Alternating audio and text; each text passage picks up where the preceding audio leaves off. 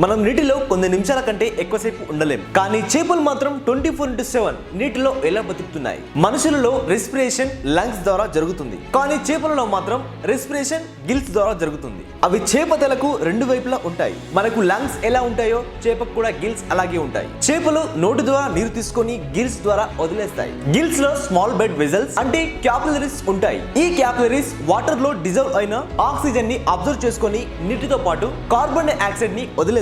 ఈ గిల్స్ నీటిలో మాత్రమే పనిచేస్తాయి. అందుకే చేపలు భూమిపై శ్వాస తీసుకోలేవు.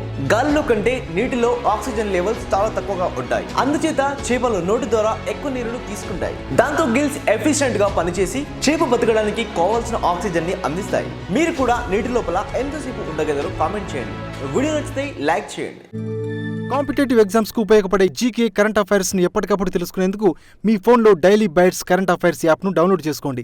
ఈ పోటీ ప్రపంచంలో నిరంతర అప్డేట్ గా ఉండండి.